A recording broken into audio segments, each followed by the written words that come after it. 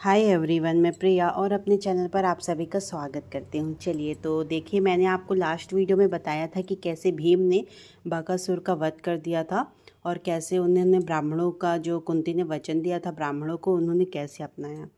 तो देखिए, उसके बाद हम आपको बताएंगे कि पंचाल नरेश द्वारा यज्ञ किया जाता है और उसके बाद पांडवों का पंचाल की ओर गमन भी होता है। तो चलिए, इस वीडियो में हम आपको पूरा रहस्य बताएंगे दोस्तों।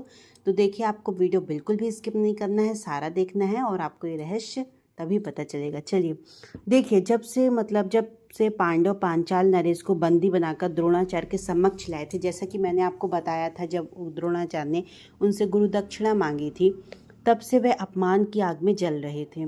उनकी प्रबल इच्छा थी कि यदि उसके घर एक पुत्र जन्म ले तो वे उसे इस योग्य बनाए कि द्रोणाचार्य से अपमान का वो बदला ले सकें। कहते हैं कि जब उम्र गुजरने लगी तो ऋषियों की सहायता से एवं आज्ञा से उसने पुत्रेष्टि यज्ञ करवाया। जब वह यज्ञ संपूर्ण हुआ तो उसमें से एक दिव्य पुरुष प्रकट हुआ। उसका मुखमंडल सूर्य की भांति दमक रहा था। वह आयुधों से परिपूर्ण था तथा उसे देखने मात्र से ही उसे बड़ा भारी योद्धा होने का विश्वास होता था। इसके अवतरित होते ही वह एक देववाणी सुनाई पड़ी। द्रुपद, यह जीव तेरा पुत्र है, इसका नाम दृष्टिदोम में रखना। यह एक पुत्र द्वारा की जा सकने वाली सभी इच्छाएं पूर्ण करेगा। यह सुनकर महाराज द्रुपद को बेहद प्रसन्नता हुई। राजा के साथ सभापद आदि की प्रसन्नता की सीमा भी नहीं रही। तभी हवन कुंड से एक कृष्णवर्णी अद्वितीय सुंदरी अवतरित हुई। इसके नयन नक्श अत्यंत तीखे तथा केस काले सुंदर चमकीले थे। आकाशवाणी पुनः हुई कि यह तेरी पुत्री है द्रुपद, इसका नाम कृष्णा रहेगा। अब तो महाराज द्रुपद को अपार हर्ष हुआ। दो दिव्य संतान पाकर राजा की स्थिति को मरुस्थल में बारिश आ जाने वाली हो गई। वे इतना ज़्यादा उत्साहित हो गए कि बाद में राजा द्रुपद की यही पुत्री, कहते हैं, द्रौपदी के नाम से विख्यात हुई थी। अब देखिए, एक चक्र नगर में रहते हुए पांडवों को काफ़ी समय हो चुका था। इसके अतिरिक्त जब से भीमसेन ने बकासुर को मारा था, तब से उन्हें यह चिंता सताने लगी थी कि कहीं दुर्योधन के गुप्तचरों को यहाँ उनकी उपस्थिति का पता न चल जाए।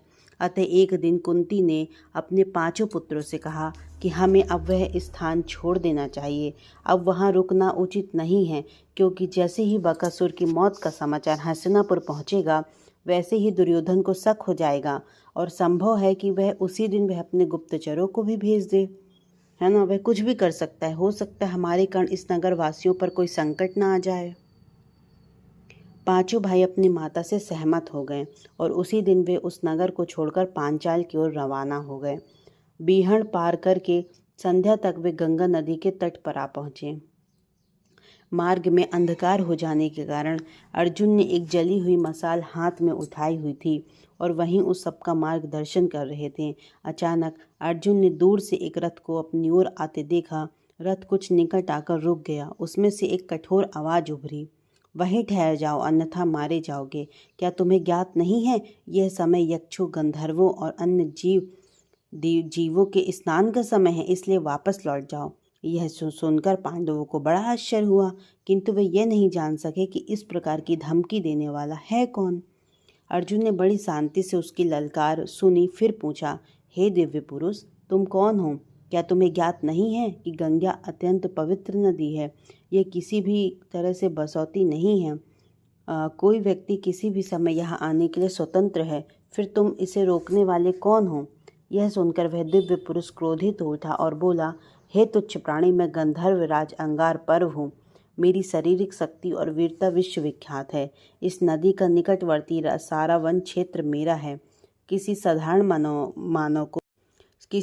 मानव की बात तो क्या, देवता व अन्य दिव्य पुरुष भी मेरी इच्छा के विरुद्ध इस क्षेत्र में पांव नहीं रख सकते।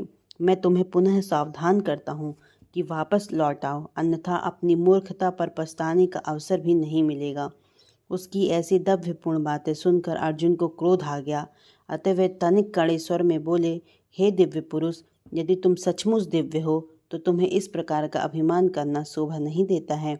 स्मरण रहे कि दूसरे की शक्ति को जाने बिना उसे अपने से निर्बल नहीं समझ लेना चाहिए। यह संसार योद्धाओं से रिक्त नहीं है। जो तुमसे निर्मल है वे ही भय खाते होंगे। जैसा अभिमान तुम प्रकट कर रहे हो उसने मुझे बाध्य कर दिया है कि मैं इस अनुचित समय में भी तुम्हें युद्ध के लिए ललकारूं। फिर क्या?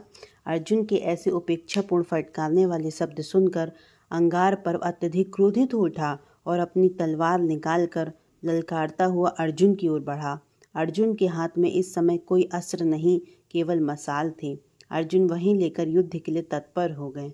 अंगारपर्व ने तलवार से वार किया, जिसे अर्जुन ने मसाल पर रोक लिया और क्रुद्ध स्वर में बोला, अरे गंधर्व, अब संभाल अपने आप को। ऐसा लगता है कि आज तक तुम्हारा पाला किसी योद्धा से नहीं पड़ा, अन्यथा तुम्हारी भाषा इतनी अशिष्ट नहीं होती। कहते हुए अर्जुन ने मसाल को अभिमंत्रित कर अग्निबाण के रूप में अंगारपर्व पर फेंक दिया। मसाल से अंगारपर्व के रथ पर आग लग गई और वह रथ से नीचे कूद पड़ा। ऐसा करते समय वह धरती पर गिर गया और बेसुध हो गया। अर्जुन ने उसके केस पकड़े और घसीटते हुए युधिष्ठिर और कुंती के पास ले गए। उधर अंगारपर्व की पत्नियों ने भी उसकी ऐसी दुर्दशा देख ली थी, अतः वस्त्र आदि ठीक करते हुए वे दौड़ते हुए युधिष्ठिर के पास गईं और अपने पति पर दया करने की प्रार्थना करने लगी। उनकी अनुयायी विनय सुनकर युधिष्ठिर को दया आ गई। तब वे अर्जुन से बोले, इसे छोड़ दो भाई। जिस व्यक्ति ने अपनी पत्नियों के सामने ऐसी दुर्दशा हो जाए, उसे कोई और दंड देना व्यर्थ है। उधर अंगारपर्व भी होश में आ चुका था और इस समय लज्जा से सिर झुकाए खड़ा वह बुरी तरह हाँफ रहा था। अर्जुन उसे संबोधित करके बोले, सुनो गंधर्वराज, अपने धर्मशील भ्राता के कहने पर मैं तुम्हें जीवन दान दे रहा हूँ, मगर भविष्य में कभी भी इस प्रकार की गर्वोक्ति मत करना। जाओ, फिर कभी इस दिशा में आने का साहस न करना। तब अंगारपर्व ने ईश्वर को धन्यवाद किया और पांडवों के प्रति आभार प्रकट कर बोला, अपने प्राणों की भिक्षा के बदले मैं आपको एक तुच्छ भेंट देना चाहता हूँ। आज से आप एक दिव्य शक्ति के स्वामी होंगे। इस शक्ति का नाम चुसूसी है। इसके बल पर आप तीनों लोकों में कहीं भी किसी भी समय किसी भी चीज को देख सकते हैं। इस कार्य के लिए आपको किसी दिव्य दृष्टि की आवश्यकता नहीं है। मैं आपकी इस मानवीय दृष्टि से ही आप यह कार्य कर सकेंगे। इसके अतिरिक्त गंधर्वों ने 100 अश्व भी आपको प्रदान करता हूँ, जो कभी बूढ़े नहीं होंगे, आपके मन की गति से दौड़ेंगे और इनकी चाल में कभी अंतर नहीं आएगा। पांडव गंधर्वराज से भेंटें पाकर अत्यंत प्रसन्न हुए। अर्जुन ने युधिष्ठिर से परामर्श करने के बाद कहा, हमें आपकी भेंटें सहर्ष से स्वीकार हैं। इन्हें हम आपकी मित्रता के रूप में स्वीकार करते हैं, परंतु हमारा अनुरोध है कि इन्हें आप तब तक अपने पास रखें जब तक हमें इनकी आवश्यकता नहीं पड़ती है। आज से हम आपके और आपके हमारे परम मित्र हैं। इन अमूल्य भेंटों के लिए आप हमारा धन्यवाद स्वीकार करें। अंगारपर्व ने कहा, मैं सदैव आपकी सहायता के लिए तत्पर रहूंगा।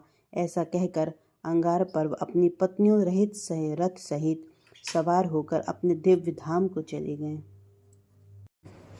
तो देखिए दोस्तों, मैंने इसमें आपको बताया कि पांचाल नरेश द्वारा यज्ञ किया गया, फिर पांडवों का पंचाल की ओर कैसे गमन होता है और उन्हें बीच में कौन वन में जो अंगारपर्व मिल जाते हैं तो उनका कैसे सामना होता है।